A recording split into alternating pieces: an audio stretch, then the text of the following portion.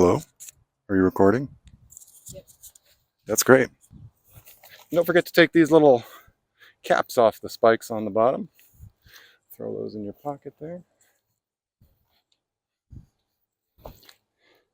You got some hard soil. Don't be afraid to just crank it down in there.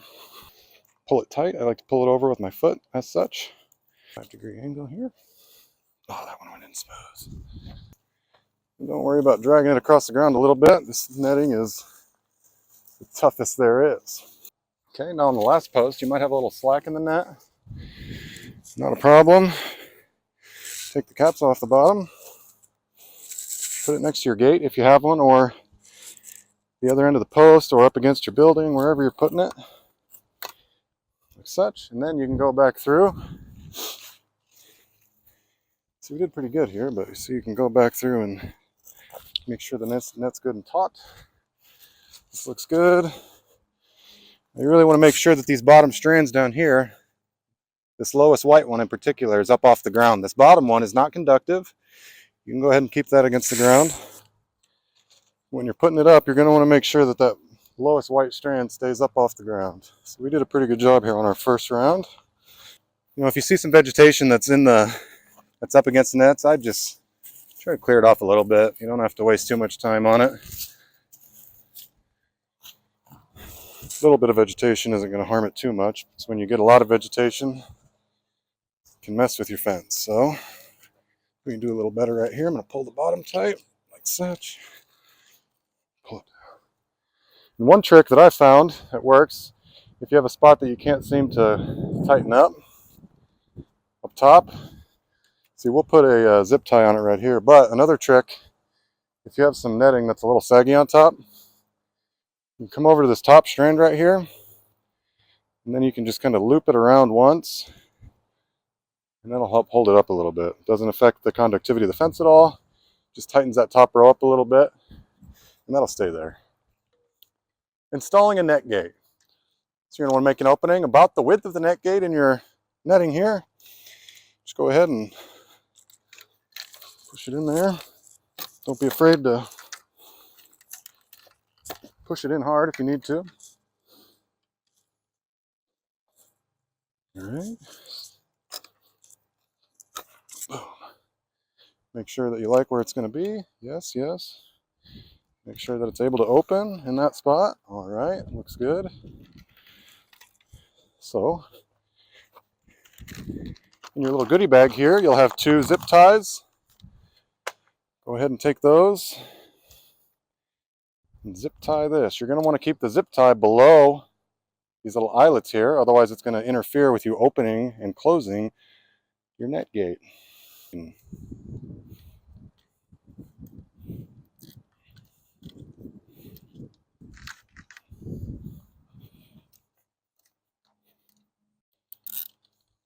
Just make sure after zip tying that you still have enough clearance to open and close your gate. And we do. When connecting a net gate, you're not sure what to do with your pigtail. Easiest thing to do is just to latch it right on the top strand here and keep it out of the way so you don't accidentally bump into it when you're walking past. Next, we're going to connect the net gate to the fence itself to make sure that this is electrified. You'll see there is a little zip tie holding this extra poly rope together. Just go ahead and cut that off. Take this extra length of poly rope, just come down anywhere on your fence. You're going to unscrew this with a 7mm socket or wrench and feed it in there. And you're going to want to tighten that little cover back down over the poly wire with your 7mm wrench. And after you get that tightened, the power will then go from your fence to your gate. Next, we're going to use this underground cable to act as a jumper from one end of the fence to the other end of the fence. This is not for your grounding rod.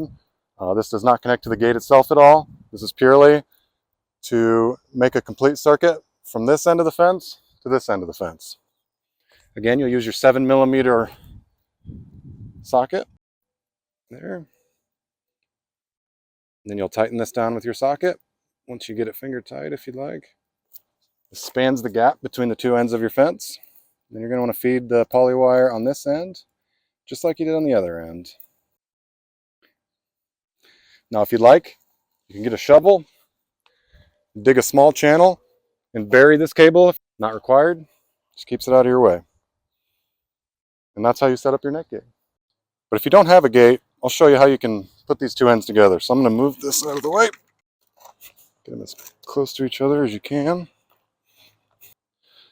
What I like to do is take these pigtails, wrap them around the post like such. Make sure you got the plastic off of these end clips.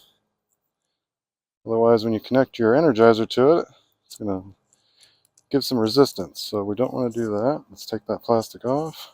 Then, to keep the two ends of the netting tight, you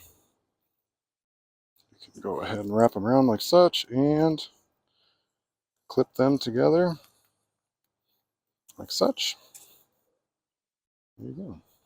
So when you're pulling a post out of the ground, one thing to know is that if it's real tight in the ground, you don't want to crank it side to side to create the space to pull it out. You just got to use your grip and pull that thing straight out. Otherwise, if you crank it side to side, you'll start to hear this cracking and it could break. So, just pull it straight up. No side to side. See, I'm testing my fence. One end here, this end in the ground. And I'm getting less than 5,000 volts. There's a couple things you're going to want to check. One, make sure that there are no conductive strands with vegetation on it, because that will drain your voltage. If there is, and if you have a low spot, tie those low spots back. Rope that comes included with every net. Pull this back nice and taut, this into the ground. Pulling that post back will make sure that your netting is nice and tight and off the ground. Let's test it again. Perfect. You're still getting low voltage. The next step would be to check the energizer. So let's go check that.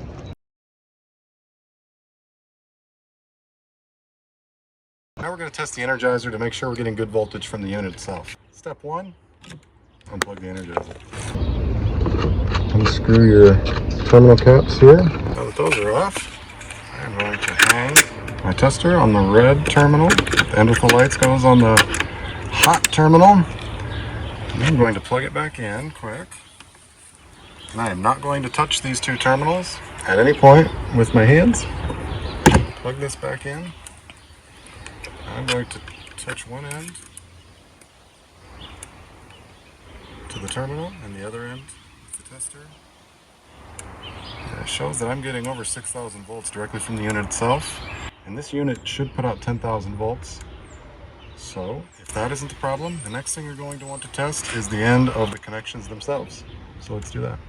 So I've disconnected the alligator clip from my fence and the ground wire from the ground rod.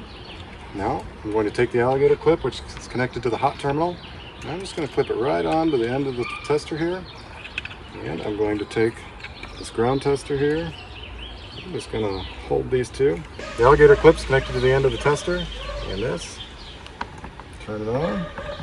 Check your voltage. If I'm getting low voltage on here, I'm just going to want to replace my alligator clip or my ground rod wire, and we should be good to go. When the distance between your fence and your energizer is greater than the length of your lead, you're going to need some insulated cable. To connect your insulated cable to your fence, first you're going to want to strip the end to expose the bare wire of your cable. Unscrew your terminal caps here. Loop it around the terminal here once, and put the cap back on and tighten it down.